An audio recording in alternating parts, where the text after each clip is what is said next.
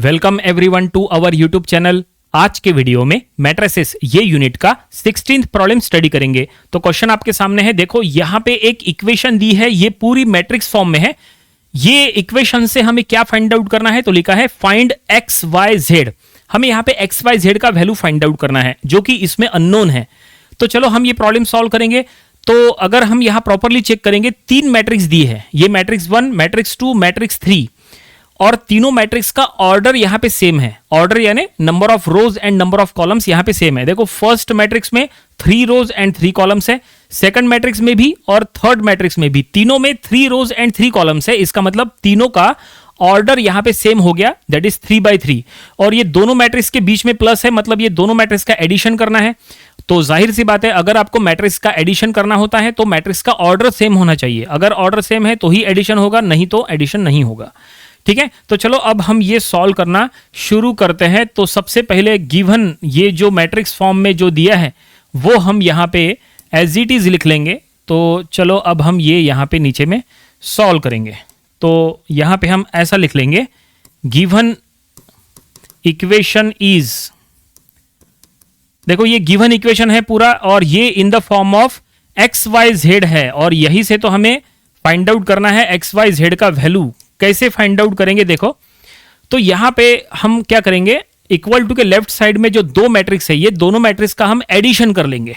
ठीक है, और इक्वल टू के राइट साइड के मैट्रिक्स के साथ उसको इक्वेट करेंगे, क्योंकि राइट साइड में अभी फिलहाल कुछ नहीं करना है, लेफ्ट साइड में ही आपको दोनों मैट्रिक्स का एडिशन करना है। तो चलो एडिशन कर लेते हैं। हमने पहले ही चेक किया है कि दोनों का ऑर्डर सेम है, तो एडिशन हो सकता है।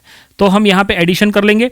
तो देखो एडिशन में क्या होता, फर्स्ट टर्म, इसका फर्स्ट टर्म और इसका फर्स्ट टर्म ऐड करो, तो ये यहां पे 2 + x, और देखो ब्रैकेट में लिखना जरूरी नहीं है, हम यहां पे ब्रैकेट में लिख रहे हैं। अगर आपने बिना ब्रैकेट के लिखे तो भी चलता है, क्योंकि प्लस है ना वैसे भी। तो ये है 2 + x और इसका फर्स्ट टर्म 1 + x, ये देखिए हो गया। सेकंड टर्म की बात करें, यहां -1, चलो एक काम करते हैं, यहां पे कॉलम वाइज एडिशन करते हैं। फर्स्ट एलिमेंट हो गया, और फर्स्ट कॉलम का ये 0 और इसका भी 0, तो यहां लिख लो 0। यहाँ पे देखो 4 है, यहाँ पे 2 है, तो 4 + 2, तो ये हम यहाँ लिख लेंगे। डायरेक्टली 6 लिख सकते हैं, अगले स्टेप में लिखेंगे, कोई दिक्कत नहीं है। तो देखो फर्स्ट कॉलम ये तैयार हो गया। सेकंड कॉलम की अगर बात करें तो इसका सेकंड कॉलम प्लस इसका सेकंड कॉलम, तो इसके सेकंड कॉलम में -1 और ये +2, तो -1 + 2। फिर ये y + 1 + y, सेकंड कॉलम में सेकंड टर्म। फिर 1 + 3, सेकंड कॉलम में थर्ड टर्म, 1 + 3, ये देखिए ये सेकंड कॉलम तैयार हो गया। थर्ड कॉलम की अगर बात करें तो 3 + 3, थर्ड कॉलम बना रहे। देन z + 4, थर्ड कॉलम का सेकंड एलिमेंट, और थर्ड कॉलम का थर्ड एलिमेंट 3 + 5।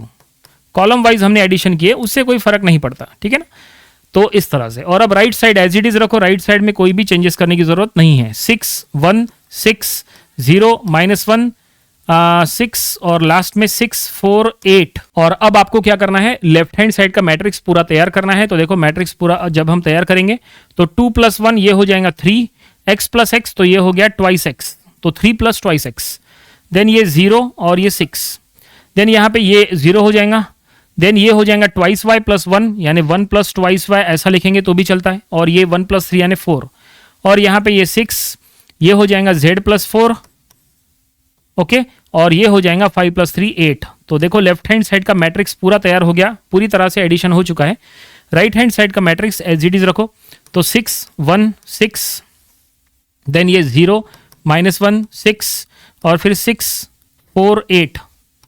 तो इस तरह से हमने यहाँ पे ये यहां तक सॉल्व किए हैं। अब आपको क्या करना है, अब आपको इक्वेट करना है, जो हमने कहा था कि अब आपको इक्वेट करना है। किस तरह से इक्वेट होगा समझ लो, अननोन कहां पे है बस वो चेक करो। जहां पे अननोन रहेगा बस वो प्लेस पे जो एलिमेंट है, आपको अदर साइड में वही प्लेस के एलिमेंट के साथ उसको इक्वेट करना है। देखो इक्वेटिंग कैसे करेंगे, ये देखो ये जो फर्स्ट मैट्रिक्स है, ये फर्स्ट मैट्रिक्स का ये जो फर्स्ट एलिमेंट है, फर्स्ट रो का फर्स्ट एलिमेंट, इसको राइट हैंड साइड में भी फर्स्ट रो के फर्स्ट एलिमेंट के साथ इक्वेट करना है। मतलब ये एलिमेंट जो प्लेस पे है उसका अदर साइड का एलिमेंट भी वही प्लेस पे होना। ठीक है, तो हम क्या करेंगे, ये 3 + 2 को 6 के साथ इक्वेट कर लेंगे। उसके बाद ये देखो ये सेकंड रो का सेकंड एलिमेंट 1 + 2y है ना, 1 + 2y को इक्वेट करो -1 के साथ। क्योंकि ये सेकंड रो का सेकंड एलिमेंट है और ये भी सेकंड रो का सेकंड एलिमेंट है। उसी तरह से ये सेकंड रो का ये थर्ड एलिमेंट, देखो थर्ड एलिमेंट क्या है, z+4, इसको इसके सेकंड रो के थर्ड एलिमेंट के साथ इक्वेट करो, यानी z+4 को 6 के साथ इक्वेट करो। कनेक्शन समझ में आया आपको? तो इसको इसके साथ करना है, ठीक है, इसको इसके साथ इक्वेट करना है और इसको इसके साथ इक्वेट करना है। तो चलो इक्वेट करेंगे, इक्वेटिंग बोथ साइड ऐसा हम लिख लेंगे। So now equating both side, दोनों साइड को हम इक्वेट कर रहे हैं। तो फर्स्ट टर्म को हम इक्वेट करेंगे 3 + 2x इज इक्वल टू 6 हो जाएगा। तो हम यहां लिख लेंगे 3 + 2x इज इक्वल टू 6। ये हो गया, पहले टर्म को इक्वेट कर लिए, 3 + 2x इज इक्वल टू 6। उसके बाद 1 + 2y इज इक्वल टू -1 हो जाएगा। तो हम यहां लिख लेंगे 1 + 2y इज इक्वल टू -1, ठीक है। और थर्ड क्या है, z+4 इज इक्वल टू 6 हो जाएगा।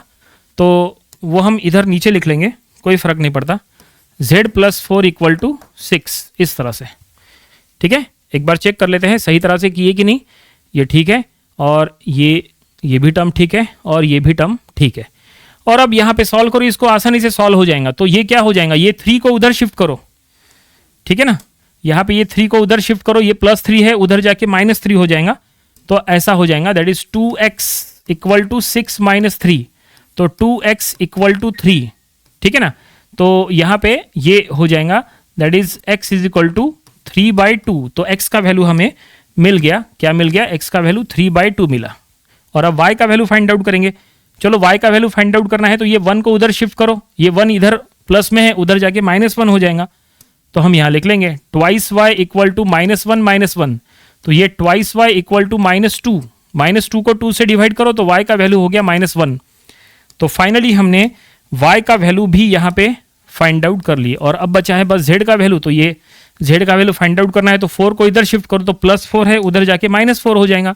So therefore z equal to 6 - 4, तो z इक्वल टू 2। तो फाइनली हमने z का वैल्यू भी फाइंड आउट कर लिए, क्या मिला है, z का वैल्यू 2 मिला। तो x y z हमें मिल चुका है। तो यहाँ पे हम लास्ट में लिख लेंगे therefore x is equal to 3/2, y is equal to -1 and z equal to 2 is the required solution. जो क्वेश्चन में फाइंड आउट करने के लिए कहा था ये वो हमने फाइंड आउट कर लिए, ठीक है।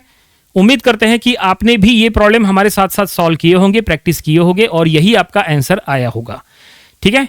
तो ये प्रॉब्लम यहाँ पे कंप्लीट हो चुका है। ये था मैट्रिसेस ये यूनिट का प्रॉब्लम नंबर 16। इसके पहले जो हमने इसके 15 प्रॉब्लम्स लिए थे वो भी आपको स्टडी कर लेना चाहिए और इसके आने वाले दिनों में हम इसके और भी नंबर ऑफ प्रॉब्लम्स कवर करेंगे ताकि इसकी और अच्छे से प्रैक्टिस हो जाए। तो मिलते हैं नेक्स्ट वीडियो में। Thank you very much.